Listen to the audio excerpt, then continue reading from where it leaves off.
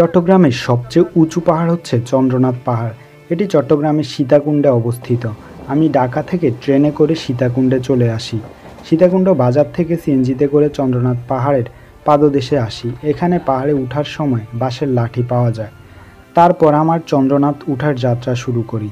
পাহাড়ে ওঠার সময় এই মৃত্যুঞ্জয়ী মিত্র নামের এই স্ট্যাচু দেখা যায়। পাহাড়ে ওঠার শুরুতেই এরকম সিঁড়ি করা।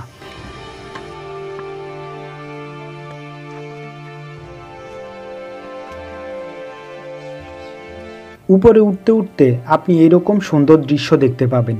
নিচ থেকে দেখা যাচ্ছে একদম উপরে মেঘেরা কিভাবে ছুটে চলছে।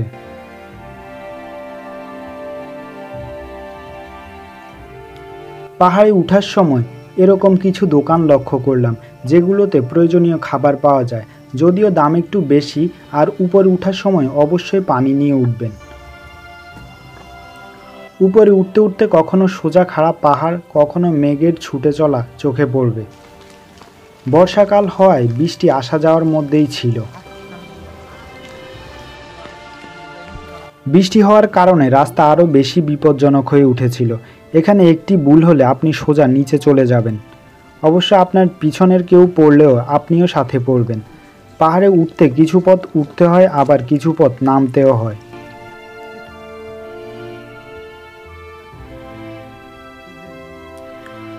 উঠতে উঠতে চূড়ার মেঘগুলো সুন্দরভাবে চোখে ধরা দিবে। বর্ষাকাল হয়, চারদিকে সবুজে ঘেরা। মাঝে মাঝে গাছের ফাঁক দিয়ে নিচের সমতল ভূমিও দেখা যায়।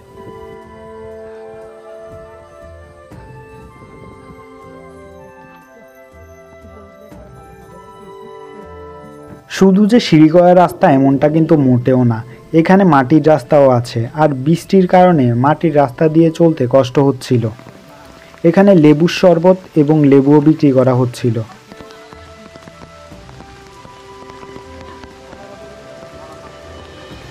উঠতে উঠতে এইরকম কিছু পাথরের রাস্তা পেয়েছিলাম, যেগুলো দেখতে একটু ভয়ঙ্কর ছিল।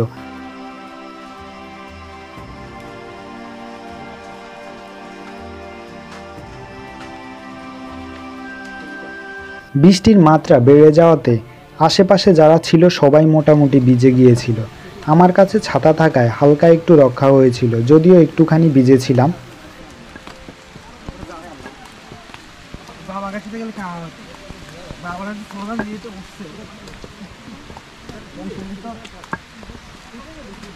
এই চন্দ্রনাথ চট্টগ্রাম জেলার সবচেয়ে উঁচু পাহাড়। এর উচ্চতা প্রায় 1152 ফুট।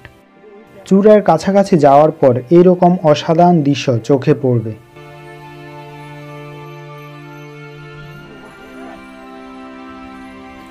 চূড়ার কাছাকাছি যাওয়ার পর বৃষ্টি আবার বেড়ে গেল।